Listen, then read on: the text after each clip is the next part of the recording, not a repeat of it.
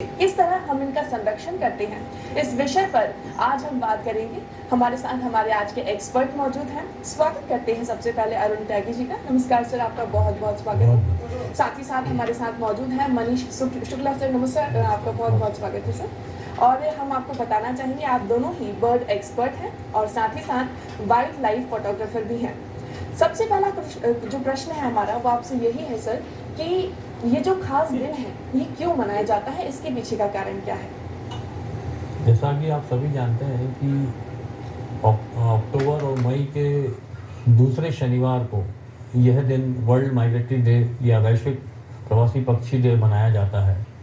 इस दिन को मनाने का मूल उद्देश्य यह होता है कि प्रवासी पक्षियों का संरक्षण, साथ ही उनके जो हैबिटेट्स हैं, जहाँ पे उनके रहने के लिए प्रॉपर अनुकूल वातावरण उपलब्ध रहता है, उसको बचाया जा सके और आम जनों को इन पक्षियों और हैबिटेट्स के बारे में जागरूक किया जा सके। बिल्कुल। तो यही एक सबसे बड़ा उद्देश्य इस दिन को मनाने का है। बिल्कुल, यानी कि मुख्य कारण यही है। आइए बात करते हैं हैबिटेट को कैसे बचाया जा सकता है। इस बारे में हम बहुत महत्वपूर्ण चर्चा करेंगे आप सभी के साथ। लेकिन सर, मेरा प्रश्न आपसे ये है कि पक्षी बहुत लंबा सफर तय करते हैं। तो अरुण सर, आप हमें बताइए कि कैसे इतना लंबा सफर पक्षी तय करते होंगे, कैसे एक जगह से दूसरी जगह माइग्रेट करते होंगे और इसके पीछे कितनी तैयारी लगती होगी उनकी? देखिए, इसमें तैयारी के लिए तो अपन ये कह सकते हैं कि जब जो पक्षी रहते हैं उनके जेनेटिक और हार्मोन्स चेंज होते हैं और मौसम चेंज होता है, उसके हिसाब से वो लोग समझ जाते हैं कि उन्हें माइग्रेशन करना है और उसकी तैयारी के लिए थोड़ा ज़्यादा खाते हैं, थोड़ी तैयारी करते हैं और बाकी तो प्रकृति के अनुसार उन्होंने बनाया हुआ है, उस हिसाब से उनकी सारी तैयारियाँ होती हैं और वो प्रवास पे निकल जाते हैं। बिल्कुल, यानी कि पक्षियों को भी किसी एक जगह से दूसरी जगह जाने के पहले बहुत समय पहले उन्हें वेट गेन करना होता है, ताकि जब वो अपनी उड़ान भरते हैं उस समय उन्हें किसी भी तरह की दिक्कत ना हो। जैसा कि हम लोग उपवास के पहले तैयारियां करते हैं, बिल्कुल वैसे ही वो लोग भी ऐसी ही तैयारियां करते हैं। सर, हमने जाना कि पहले से तैयारियां करनी होती हैं, तो सर जब वो एक जगह से दूसरी जगह के लिए निकलते होंगे तो क्या उनके ज़हन में बहुत सारे ख़्याल आते होंगे? जैसे हम किसी टूरिस्ट प्लेस पे जाते हैं, इससे पहले हम सोचते हैं कि यहाँ हमारे शहर में गर्मी है, तो हमें सर्दी वाली जगह पर जाना है या फिर दूसरी जगह पे जाना है, तो क्या वो भी ऐसे ही डिसाइड करके निकलते हैं? बिल्कुल, लेकिन हमारा जो माइग्रेशन या हमारा जो प्रवास होता है वो एक मनोरंजन के लिए होता है। जी। लेकिन पक्षियों का जो प्रवास या माइग्रेशन कहेंगे हम जिसे, वो मनोरंजन के लिए ना होके उनकी ज़रूरत होता है। जी। क्योंकि हम जाते हैं एंटरटेनमेंट के लिए, वह निकलते हैं अपने जिस स्थान पे वह रहते हैं उस जगह की, उस समय की विषम परिस्थितियों में, जिस समय उस जहाँ पे उन्हें रहना उस समय मुश्किल हो जाता है। जी। उनका जो प्रवास होता है साधारणतः जब होता है जब या तो वो अपने प्रजनन काल के लिए रहते हैं, तो उनके पीरियड में आते हैं, जी। तो प्रजनन करने के लिए उन्हें एक अनुकूल वातावरण की आवश्यकता होती है। जी। तो जैसे यूरोप तरफ ठंड बहुत पड़ती है, तो कुछ पक्षी भारत की ओर या इंडियन सब कॉन्टिनेंट की तरफ प्रवास करते हैं। क्यों? क्योंकि भारत का जो वातावरण या मौसम है वह बहुत एक्सट्रीम क्लाइमेट नहीं है। यहाँ ना जा तो बहुत ज़्यादा ठंड होती है, ना जा बहुत ज़्यादा गर्मी पड़ती है। तो और दूसरी चीज़, भारत में पक्षियों के लिए सब प्रचुर मात्रा में वाटर बॉडीज और खाना उपलब्ध होता है, जिस वजह से वह उस स्थान से दूसरे स्थान को प्रवास करते हैं। तो बेसिकली हम ये कह सकते हैं कि हमारा जो प्रवास कहते हैं वो मनोरंजन के लिए होता है, उनका प्रवास उनकी जिंदगी को जीने के लिए एक ज़रूरत है। बिल्कुल, बिल्कुल सही कहा आपने। सर, क्या भारत से भी पक्षी प्रवास करते हैं, एक जगह से दूसरी जगह जाते हैं, क्योंकि यहाँ का वातावरण तो बहुत अनुकूल है? जी बिल्कुल, लेकिन उन पक्षियों के अभी कोई आधारित प्रमाण नहीं है, लेकिन फिर भी हमारे यहाँ के पक्षी जो हैं रूस, साइबेरिया, कजाकिस्तान, इस तरफ थोड़ा सा माइग्रेट करते हैं। जी, बिल्कुल। सर, आपने जैसे कि हमें बताया कि पक्षी एक जगह से दूसरी जगह अपनी ज़रूरतों के लिए जाते हैं। लेकिन साथ में जैसे ही पक्षी जाते हैं, तो तो उससे दूसरों का मनोरंजन अवश्य ही होता है। लोग टूरिस्ट प्लेस पे जाते हैं, कई लोग तो इतने ज़्यादा शौकीन रहते हैं पक्षियों को देखने के लिए कि वो इंतज़ार करते हैं कि इस समय पे पक्षी आने वाले हैं, तो हमें इस वक़्त जाना चाहिए। तो क्या जब पक्षी यहाँ पे आते हैं अपनी सुरक्षा को, भोजन को देखते हुए, तो पक्षियों को भी कहीं न कहीं खौफ महसूस होता होगा, डर लगता होगा? क्या वो आने से घबराते हैं यहाँ पे? देखिए, ये सब चीज़ें उस वातावरण और उस समय की अनुकूलता पे डिपेंड करता है कि क्योंकि पक्षी भी जब एक जगह से दूसरे जगह पे माइग्रेट करते हैं तो वह उन स्थानों को चुनते हैं जहाँ पे कि बहुत ज़्यादा भीड़ भाड़ ना हो, जी, उनका खाने के मात्रा भारी मात्रा में उपलब्ध हो, पानी की व्यवस्था हो।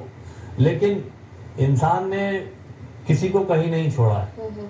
वह उस स्थान को ढूंढ ही लेता है कि जहाँ पे पक्षी आते हैं और पक्षियों को भी वह अपना मनोरंजन का साधन बनाया हुआ है। बिल्कुल। तो निश्चित आपका जो सवाल है बहुत ही महत्वपूर्ण सवाल है कि क्या पक्षियों को इंसानों से इंसानों के मनोरंजन से कुछ नुकसान होता होगा। होता होगा, बिल्कुल होता है और हो भी रहा है क्योंकि इंसानों का जिस तरह से जंगलों और पक्षियों के हैबिटेट में दखल बढ़ रहा है और उससे पक्षियों का प्रवास भी कम होता जा रहा है पहले के मुकाबले। जी, आप अपने यहाँ ही देखेंगे कि पहले साइबेरियन प्रिंस काफ़ी भोपाल आया करते थे, जी। जो कि आजकल काफ़ी कम हो चुका है। हुँ, हुँ। तो जहाँ तक देखा जाए मेरे हिसाब से आपका सवाल बड़ा अच्छा है कि पक्षियों को इंसानी दखल से बहुत नुकसान हो रहा है और आगे भी होगा। जी। सर, किस तरह का नुकसान देखा गया है? जब ये प्रवासी पक्षी आते हैं, अप्रवासी पक्षी, तो उस समय जैसे हम लोग हैं, जी, तो अगर हम बर्ड वॉचिंग करते हैं, बर्ड एक्सपर्ट्स हैं, तो हमको उनके सिक्योरिटी जोन पक्षियों की भी रहती है। जैसे अपनी उनको जैसे ही सुरक्षा जोन जिसको कहते हैं, जी, तो उसकी सीमा से दूर रहना चाहिए। मतलब आदमी ये जो कोशिश ये करते हैं दर्शक जाने या पर्यटक कि उनके ज़्यादा से ज़्यादा पास जा सकें हाँ। और उनको देख सकें या उनके फोटोग्राफ्स ले सकें, जी। जो कि नहीं करना चाहिए। हाँ, हाँ। हमने एक निश्चित दूरी बना के उनकी सिक्योरिटी जोन को क्रॉस नहीं करना चाहिए। जैसे हमारे यहाँ बहुत से पक्षी ऐसे हैं जो आज तक रिकॉर्ड ही नहीं हुए। जी। देखिए एक बारी कभी आए हैं, आज से 4 साल पहले भोपाल में कॉमन क्रेन्स आए थे और ग्रेटर फ्लेमिंगोस आए थे। जी। तो लोग उनके पास पहुंचे और अगले साल आने के लिए उन लोगों को मतलब इतना ज़्यादा भीड़ लेके उनके पास पहुंच गए कि उन्होंने आना उसके बाद से बंद कर दिया और जो सिर्फ एक ही बार भोपाल में रिकॉर्ड हो पाया। जी। सर, कई बार ये भी देखा गया मनीष सर कि उनके हैबिटेट को भी बहुत ज़्यादा नुकसान पहुंचाया साथ ही साथ जब फोटोग्राफी की जाती है उसके लिए भी कई बार उस तरह से उनके हैबिटेट को डिस्टर्ब किया जाता है कि पक्षी साफ दिखाई दे, वहाँ बैठे तो क्लियर हो, तो उससे कितना फर्क पड़ता होगा? देखिए, यह एक सबसे बड़ी विडंबना है कि फोटोग्राफी के लालच में या अच्छे फोटोग्राफ के लालच में आज फोटोग्राफर्स उनके हैबिटेट्स को ख़राब कर रहे हैं। अच्छे फोटोग्राफ लेने के लिए वह उस एरिया के बुशेस जो घास के झाड़ियाँ होती हैं उनको साफ करते हैं। जी, फोटोग्राफ तो आपको मिल जाता है उस समय, लेकिन अगली बार वो पक्षी उस जगह आना पसंद नहीं करता क्योंकि वह उनका हैबिटेट है। जी, वो झाड़ियों में या घास के बीच में छुप के प्रजनन करते हैं, अपनी एक्टिविटीज़ करते हैं, जिनको हम अपने फोटोग्राफ के चक्कर में लेने के उसमें हटा देते हैं। जी, और आज मैं इस चैनल पे कहना चाहूँगा कि फोटोग्राफी एक स्टेटस सिंबल भी बन गया है, पर फोटोग्राफी करने के तरीके लोगों को नहीं मालूम। जी, फोटोग्राफी आज हम लोग 4 साल से आपके साथ फोटोग्राफी कर रहे हैं और जिसमें में ये आया है कि लोग झुंड बना के 20-20, 25-25 लोग इकट्ठा होकर फोटोग्राफी करने जाते हैं। जी, 25 इंसान अगर बर्ड्स के लिए एक जगह फोटोग्राफी करने जाएंगे तो आप खुद अंदाज लगा सकते हैं क्या वो बर्ड उस स्थान पर रुकेगी। बिल्कुल। तो जहाँ तक मेरा सोचना है कि 1 या 2, बहुत हुआ तो 3, अगर आप एक्सट्रीम पर जाते हैं तो 4 लोगों से ज़्यादा इकट्ठा होके फोटोग्राफी करने नहीं जाना चाहिए। 4 लोग इसलिए क्योंकि जंगल में जब हम जाते हैं तो वहाँ बड़ी विषम परिस्थितियाँ होती हैं, हम तो एक दूसरे का साथ की ज़रूरत भी होती है। जी, तो उस पर्पज़ से देखा जाए तो 1 या 2 लोग 3 लोग जाएं फोटोग्राफी करने, वो ज़्यादा अच्छा है। लेकिन यह चलन लगभग ख़त्म है।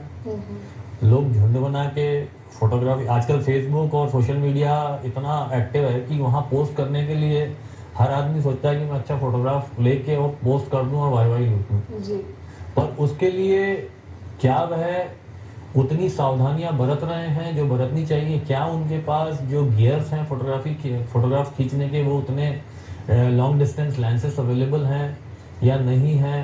क्या आपको उस बर्ड, जब आप फोटो खींचने जाते हैं, क्या उस बर्ड के बारे में आपको मालूम है कि वह आपको उसकी कितने पास तक आने देता है? उसकी जी।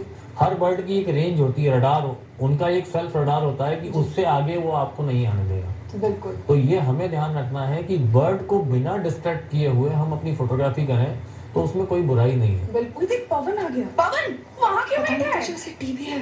लास्ट बेंच को मजा अकेले अकेले। पता है ना मुझे टीबी है। चल चल, तुझे पता है ना, इलाज का असर शुरू होने के बाद टीबी के